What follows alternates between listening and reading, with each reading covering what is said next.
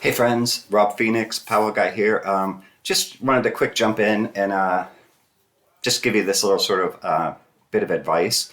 Um, I started my friend earlier today, and she's she's kind of a person who likes to dip into various traditions and such to kind of learn a little bit about them, then move on to something else and learn about that. It's whatever. So she said, "I'm really excited to try my hand with Powwow. I want to go and buy everything that I need. Can you tell me everything I need to get started?" And I wanted to kind of reel her in a bit because, first of all, I know from experience she likes to jump from one thing to another, to another, to another, and that's just the kind of person she is. She likes to try all kinds of different things. But what that sometimes means is that and we're all guilty of this in some way, shape, or form, is that we might throw ourselves wholeheartedly into something and like spend all this money and devote our lives to it, and then lose interest and move on to something else. And then we've now wasted money.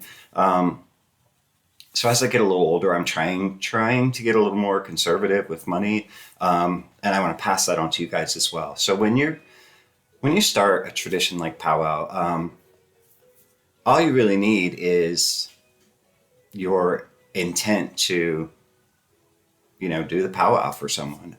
If somebody comes to you in need, you're going to help them. Generally speaking, most powwowers use their Bible, either as an active participant in whatever ritual you're doing, or just kind of have it on hand.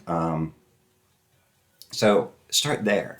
Just have your Bible, become familiar with it, and start to learn a couple of the healing prescriptions, and just kind of start there. And most of the prescriptions in Powwow don't really require any kind of props or tools, but occasionally you'll find one that needs like some string.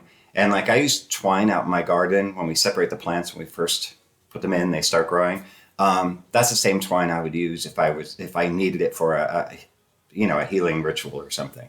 So I already have twine on hand. It's not in like a special Powwow toolbox. It's just out there in the garden or in the garage, to be used in the garden, but also in Powwow.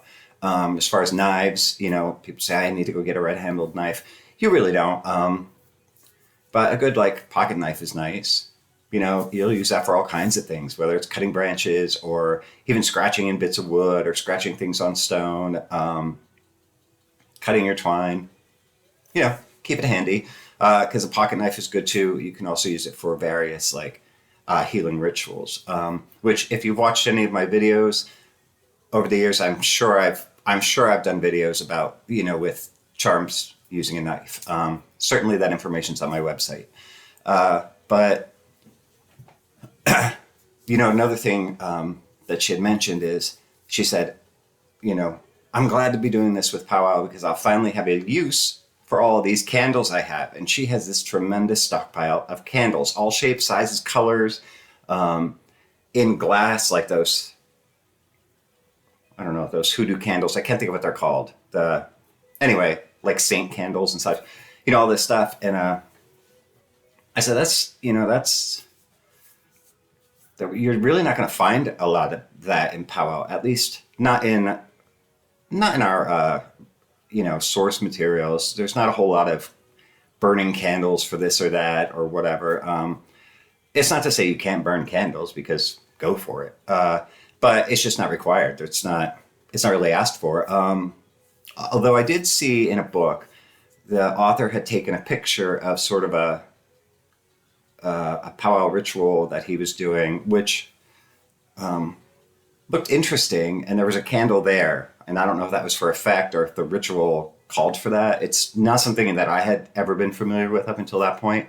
So there may be some instances where candles are used, but I have not really seen that.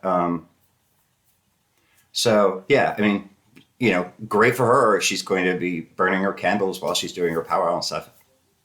I just don't really have any advice to offer in that regard. I know there are a lot of other folk traditional uses for candles, or a lot of religious uses, or, magical uses and such for candles.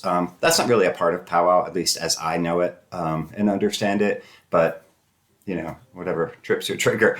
But my advice would be if you want to go and buy anything at all to get started, then I might suggest maybe taking a look at some of the things you might need to make a few home remedies.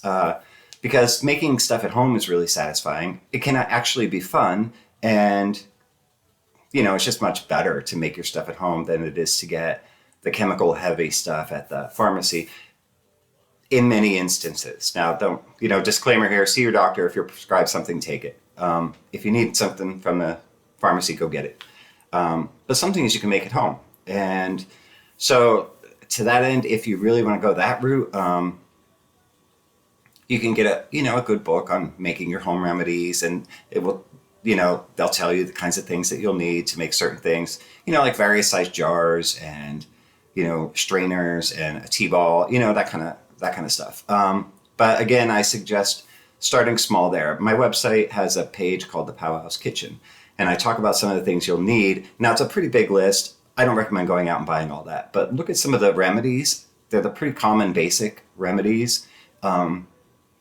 And see what the ingredients and the tools are that I use there, and maybe try, to collect some of that stuff, just to make one or two of them, just to get started. And if you find out you like it and you're going to keep it as a part of your life, then obviously you can increase your inventory of bits and things that you'll need to make your various home remedies. So please don't go out and spend a lot of money.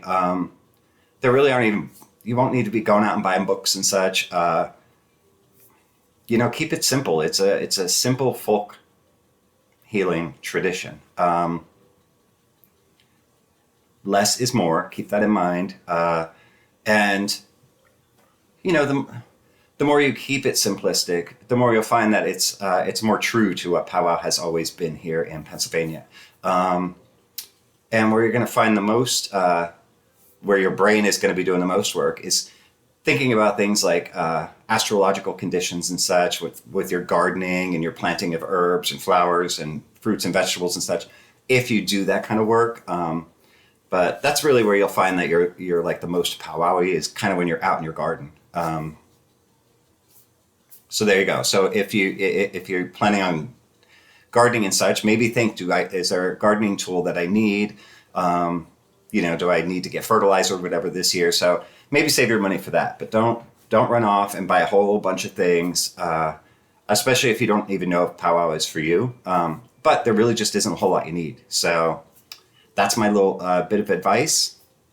Take it or leave it. I was always really foolish in thinking I need everything and I need it now, and I'd spend all this money and then it would just sit there. I would never touch it. It was waste. I would just waste my money because I get these big dreams in my head of having podcasts, and I go and buy all these microphones and stage lighting and green screens and stuff. I'm not doing a podcast. I mean, I'm the king of not following through.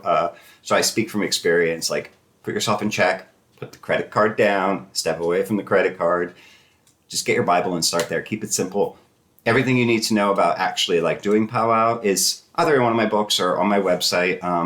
And just watch all these videos. I mean, it's going to cost you nothing. So hope you're all having a good weekend. Hope that advice was helpful. And that's it. Take care, guys. I love you. God bless you. And we'll talk soon.